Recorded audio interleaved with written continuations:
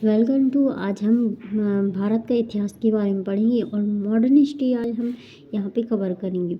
उत्तर उत्तर में हिमालय से लेकर दक्षिण में समुद्र तक फैला हुआ यह उपप्रायद्वीप भारतवर्ष के नाम से जाना जाता है, जिसे महाकाव्य और पुराणों में भारतवर्ष कहा जाता है। तो महाकाव्य और पुराणों में इसको क्या बोला जाता है? भारतवर्ष बोला जाता है, अर्थात भारत का देश, हमारा प्यारा सा इंडिया बोला जाता है जिसको।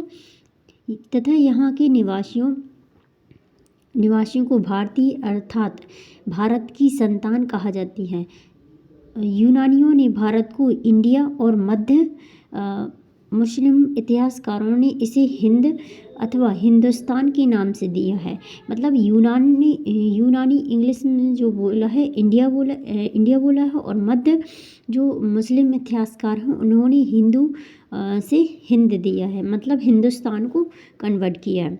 भारतीय इतिहास को अध्ययन की सुविधा के लिए 3 भागों में बांटा गया है, जिसमें भारत को मध्यकालीन भारत और आधुनिक भारत, और आपका हो जाएगा प्राचीन भारत, मध्यकालीन भारत और आधुनिक भारत। इसको 3 भागों में बांटा गया है। तो फर्स्ट है आपका प्राचीन भारत। भारतीय इतिहास के स्रोत ये होते हैं आपके धर्म ग्रंथ, ऐतिहासिक ग्रंथ, विदेशियों का विवरण और पुरातत्व संबंधी साक्ष्य। तो ये हो गए आपके 4 मुख्य स्रोत। अब धर्म ग्रंथ एवं ऐतिहासिक ग्रंथ से मिलने वाली महत्वपूर्ण जानकारी। भारत का सर्वप्राचीन धर्म ग्रंथ वेद कहा जाता है, जिसको क्या कहा जाता है? वेद कहा जाता है, जिसके संकलनकर्ता महर्षि कृष्ण द्वैपायन वेद व्यास को माना जाता है। और वेद 4 होते हैं: ऋग्वेद, यजुर्वेद, सामवेद, अथर्ववेद।